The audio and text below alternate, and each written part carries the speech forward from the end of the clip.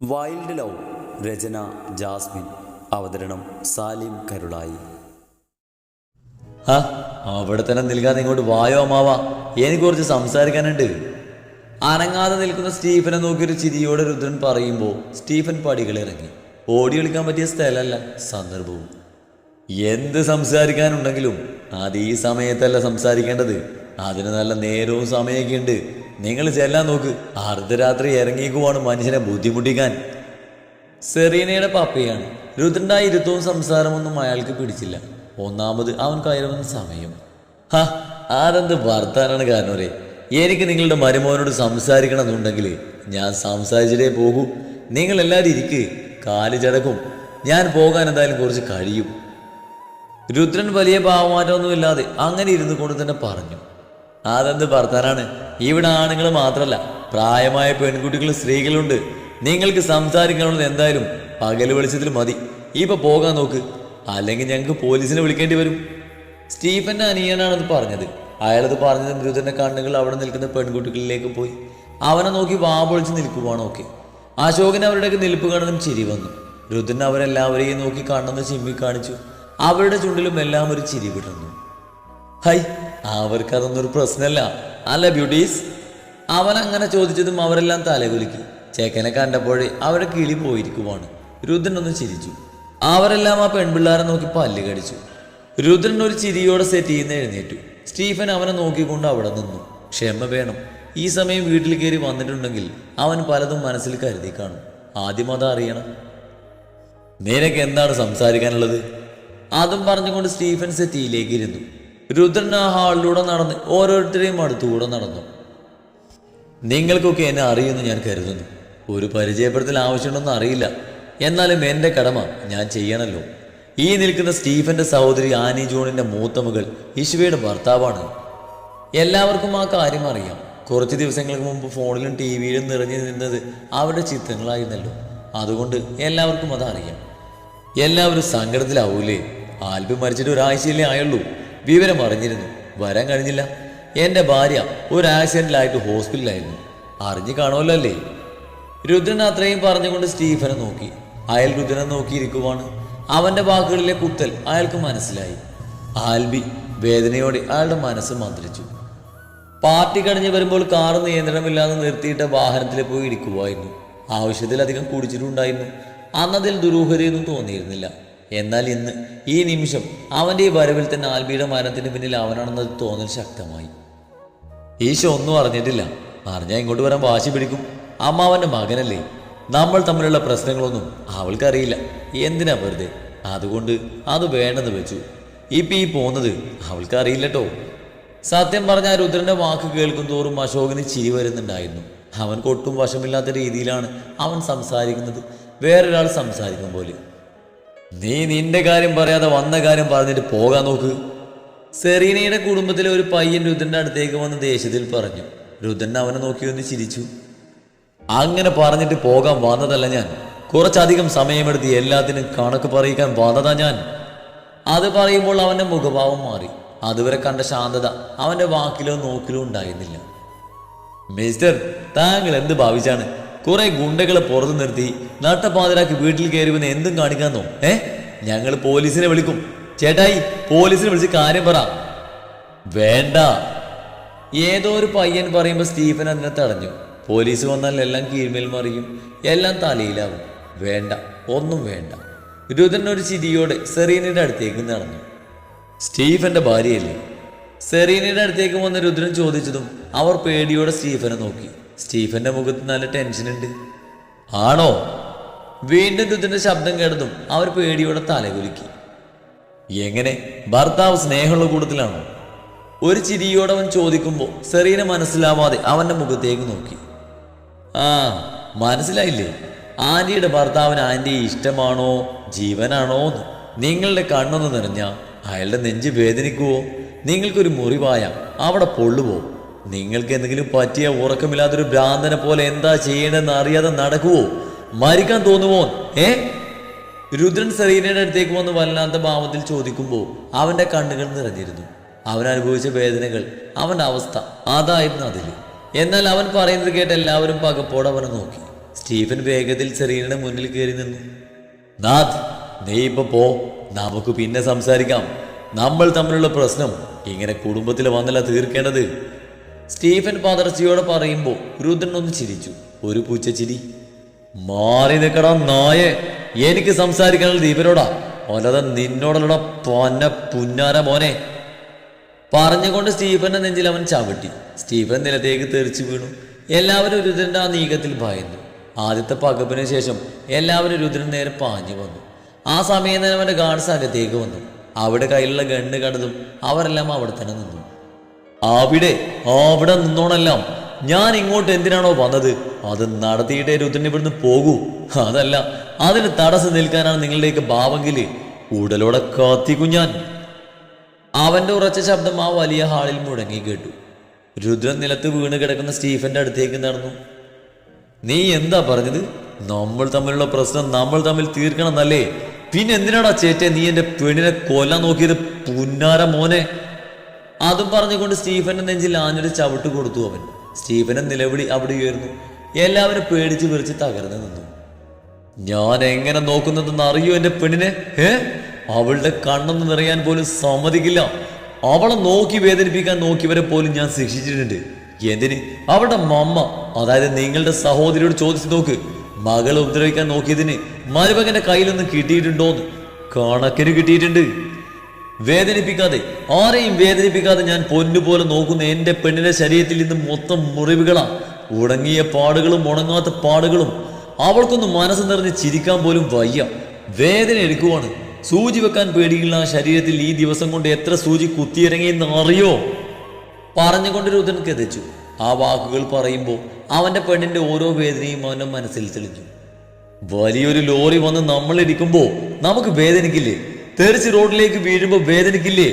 മുഖവും ശരീരവും റോഡിൽ ഉരച്ച് പിന്നിലേക്ക് നീങ്ങുമ്പോ വേദനിക്കില്ലേ?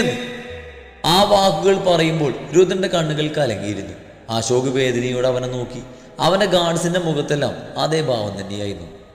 ആ റോഡിൽ മൊത്തം രക്തമായിരുന്നു, എന്റെ പെണ്ണിന്റെ രക്തം. ഹോസ്പിറ്റലിൽ വന്ന് അവളുടെ ശരീരത്തിലേക്ക് എത്ര കുപ്പി ബ്ലഡ് കയറിയെന്ന് അറിയോ? അതിലും ഇരട്ടി രക്തം നിന്റെ ശരീരത്തിൽ നിന്ന് ഞാൻ ഒഴുക്കും. രുദ്രൻ പറയുമ്പോൾ നിലത്ത് കൈകുത്തിയിരുന്ന സ്റ്റീഫൻ അവനെ പേടിയോടെ നോക്കി. ബാക്കിയുള്ളവർ കേട്ടത് വിശ്വസിക്കാനാവാതെ നിൽക്കുവാണ്. നമ്മൾ തമ്മിലുള്ള പ്രശ്നത്തിലേക്ക് എന്തിനായി അവളെ വലിച്ചിട്ടത്? എന്നെ തീർക്കാൻ ശ്രമിക്കുമായിരുന്നില്ലേ? പക്ഷെ അത് ചെയ്യാതെ എന്റെ ജീവനെ തൊട്ടു അല്ലേ? അപ്പോഴല്ലേ എനിക്ക് വേദനിക്കുള്ളൂ അല്ലേ? ആ കളി തന്നെ ഞാനും തിരിച്ച് കളിച്ചു. നിനക്ക് വേദനിക്കണമെങ്കിൽ നിന്റെ ഒരേ ഒരു മകനെ തൊടണം. നീ ചെയ്ത പോലെ ഒരു ആക്സിഡന്റ്, പക്ഷേ കർത്താവ് ആയുസ് കൊടുത്തില്ല. ചെയ്ത പാപങ്ങളുടെ ഫലം ആ ജീവൻ അപ്പൊ തന്നെ പൊലിഞ്ഞു. രുദ്രൻ പറഞ്ഞു നിർത്തിയതും എല്ലാവരും തളർന്നു. സെറീന നിലത്തേക്ക് തളർന്നു വീണു. എല്ലാവരുടെയും ഭാവവും അത് തന്നെയായിരുന്നു. സ്റ്റീഫൻ തലതായിത്തീരുന്ന കണ്ണുകൾ ഇറുകിയടിച്ചു. അറിഞ്ഞുകൊണ്ട് ചെയ്ത ഒരു തെറ്റ്, അതിന് ശിക്ഷ അനുഭവിക്കേണ്ടി വന്നത് മകന്റെ മരണത്തിലൂടെ, അതും അവന്റെ കൈകൊണ്ട് തന്നെ. സ്റ്റീഫന് തല കറങ്ങുന്ന പോലെ തോന്നി. ചെയ്ത തെറ്റുകളെല്ലാം തലക്ക് മുകളിൽ വന്ന് നിൽക്കുന്നു. വലുതേത് ചെറുതേത് തിരിച്ചറിയാൻ കഴിയുന്നില്ല. എല്ലാം ഒരുപോലെ തെറ്റുകൾ. അതിനു മുന്നിൽ നിൽക്കുന്നത് ഈശ്വ എന്ന തെറ്റാണ്. ആ ഒരു തെറ്റ് ചെയ്യാൻ പോകുമ്പോൾ 1000 തവണ ചിന്തിക്കേണ്ടതായിരുന്നു. ചെയ്തില്ല. സ്റ്റീഫൻ സ്വയം പഴിച്ചുകൊണ്ടിരുന്നു. ഇനി ആയുസില്ല, എല്ലാം തീർന്നു. തീർക്കാനാണ് അവന്റെ വരവ്. എല്ലാം തകർന്നവനെ പോലെയുള്ള സ്റ്റീഫന്റെ ഇരിപ്പ് കണ്ട് രുദ്രന്റെ കണ്ണുകൾ തിളങ്ങി. ഇതിലും തകർന്ന അവസ്ഥയിൽ കുറച്ചു ദിവസം മുമ്പ് അവൻ ഇരുന്നത് അവന്റെ മനസ്സിൽ തെളിഞ്ഞു.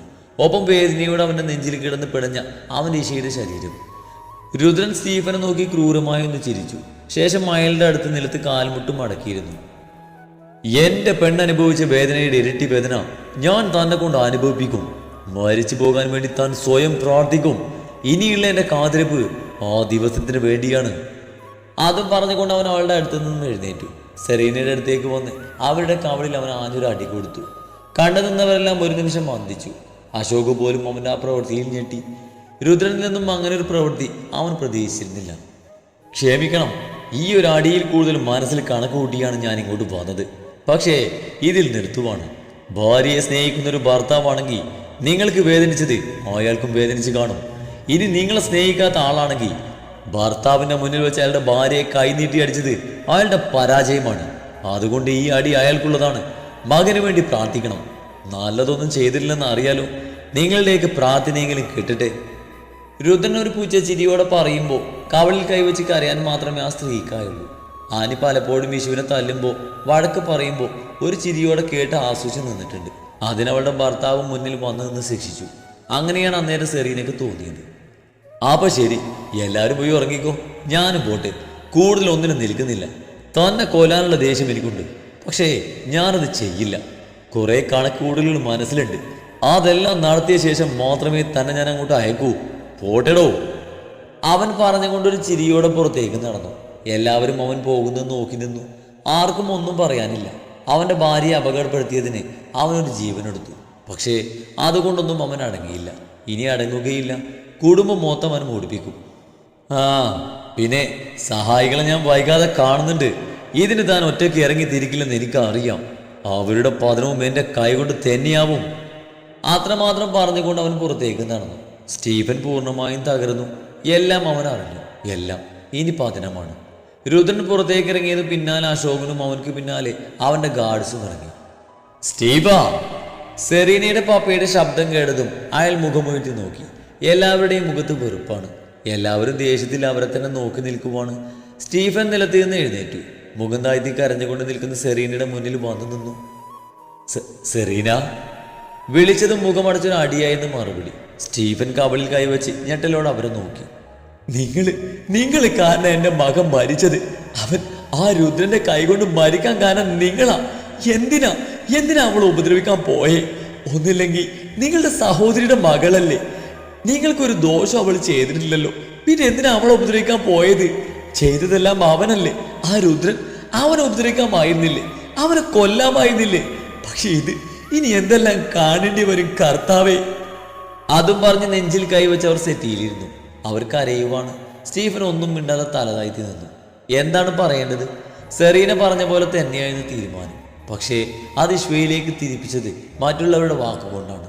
അവർ പറഞ്ഞപ്പോൾ അതാണ് ശരിയെന്ന് തോന്നി. പക്ഷേ ഇപ്പോൾ ജീവിതത്തിലെടുത്ത ഈ തീരുമാനമായിരുന്നു ഏറ്റവും വലിയ തെറ്റ്. രുദ്രൻ കാർ നിർത്തി അകത്തേക്ക് കയറി. അശോക് വണ്ടി തിരിച്ച് പുറത്തേക്ക് പോയി. രുദ്രൻ കീ കൊണ്ട് വാതിൽ തുറന്ന് അകത്തേക്ക് കയറി ലോക്കാക്കി മുകളിലേക്ക് നടന്നു. സമയം പുലർച്ചെയായിട്ടുണ്ട്. അവൻ ശബ്ദമുണ്ടാക്കാതെ മുറിയുടെ വാതിൽ തുറന്നു. സബാഷ്, എല്ലാവരും ഉണ്ട്. മോഹനും ദേവിയും റോണിയും കണ്ണനും. രുദ്രൻ അകത്തേക്ക് പോകണോ വേണ്ടിയോ എന്ന് കരുതി അവിടെ നിന്നു. ഇപ്പൊ പോയാൽ ശരിയാവില്ലെന്ന് മനസ്സിലാക്കി പതിയെ തിരിഞ്ഞതും, ഏട്ടാ! കുരിപ്പ് കണ്ടു. അവൻ കണ്ടതാണ് പ്രശ്നമായത്. വേറെ ആരെങ്കിലാണ് കണ്ടതെങ്കിലും മിണ്ടില്ലായിരുന്നു. ഇതിപ്പോ കാണേണ്ടവൻ തന്നെ കണ്ടല്ലോ. ഇച്ചാ! പതിഞ്ഞുള്ള വിളി കേട്ടപ്പോ പിന്നെ ഒന്നും ആലോചിച്ചില്ല. തിരിഞ്ഞു നിന്ന് അവൾക്ക് അടുത്തേക്ക് നടന്നു. കണ്ണന്റെ മടിയിൽ തലവെച്ച് ബെഡിൽ ചെരിഞ്ഞ് കിടക്കുവാണ്. മഹിയും ദേവിയും അവൾക്ക് അടുത്ത് കിടക്കുന്നുണ്ട്. റോണിയും സെറ്റിയിലിരിക്കുന്നുണ്ട്. രുദ്രൻ എല്ലാവരെയും നോക്കി അകത്തേക്ക് കയറി. ഏട്ടൻ എവിടെ പോയതാ? കണ്ണൻ ചോദിച്ചതും രുദ്രൻ ഒന്ന് പല്ല് കടിച്ചു. ചെക്കൻ ഇശുവിന് സംശയമൊന്നും തോന്നാതിരിക്കാൻ അഭിനയം നാച്ചുറലാക്കുവാണ്. ഓ, പെട്ടെന്ന് ഓഫീസിൽ നിന്ന് ഒരു വിളി വന്നു അല്ലേ? അവിടെ എന്തൊരു അത്യാവശ്യം വന്നു അല്ലേ? കണ്ണൻ തന്നെ പറയുമ്പോൾ എല്ലാവരും അവനെ നോക്കി. കുരിപ്പൊക്കെ കൊളാക്കും. ഇതിനിന്ന് എല്ലാവരും അവനെ നോക്കി പേടിപ്പിച്ചു. കണ്ണനൊന്ന് ഇളിച്ചു. ഇശു രുദ്രൻ തന്നെ നോക്കി കിടക്കുവായിരുന്നു. രുദ്രന്റെ നോട്ടവും അവളിലായിരുന്നു. അവൻ അവൾക്ക് അടുത്തേക്ക് നീങ്ങി നിന്നുകൊണ്ട് കൈ നീട്ടി. ആ കയ്യിൽ പിടിച്ചുകൊണ്ട് ഇശു പതിയെ ബെഡിൽ നിന്ന് എഴുന്നേറ്റിരുന്നു. എന്തേ, ഉറങ്ങിയില്ലേ? അവളുടെ കവളിൽ തലോടി അവൾക്ക് അടുത്തേക്ക് നീങ്ങി നിന്നുകൊണ്ട് അവൻ പതിയെ ചോദിച്ചു. അവൾ അവനെ നോക്കി ഒന്ന് കണ്ണ് ചിമ്മി. പിന്നെ ഒന്ന് തിരിഞ്ഞ് കണ്ണനെ നോക്കി. കണ്ണനെ അടുത്ത് വന്ന് കിടന്നപ്പോൾ ഞാൻ ഇച്ചയാണെന്ന് കരുതി കെട്ടിപ്പിടിച്ചതാ. പക്ഷെ ഇച്ചയല്ലെന്ന് തോന്നിയപ്പോൾ ഞെട്ടി കണ്ണു തുറന്നു. നോക്കിയപ്പോൾ ദേ ഇവൻ. ഈശു ചിരിയോടെ പറഞ്ഞുകൊണ്ട് രുദ്രന്റെ വയറിൽ ചുറ്റിപ്പിടിച്ചുകൊണ്ട് അവന്റെ വയറിൽ മുഖമമർത്തി. അവൻ നിൽക്കുകയും അവൾ ബെഡിലിരിക്കുകയുമായതുകൊണ്ട് അവളുടെ മുഖം അവന്റെ വയറിലാണ് അമർന്നത്. രുദ്രൻ കണ്ണനെ നോക്കി. അല്ലെങ്കിൽ ഇപ്പോൾ അവനോട് ആരാ ഒന്ന് കിടക്കാനും പറഞ്ഞത്? ഏതുറക്കത്തിലും അടുത്ത് കിടക്കുന്നത് അവനല്ലെന്ന് അവൾക്ക് മനസ്സിലാവും. നിങ്ങളൊക്കെ എന്തിനു വന്നതാ? ഉറങ്ങായിരുന്നില്ലേ? അതോ ഇവനെ പോലെ തുണക്ക് കിടക്കാൻ വന്നതാണോ?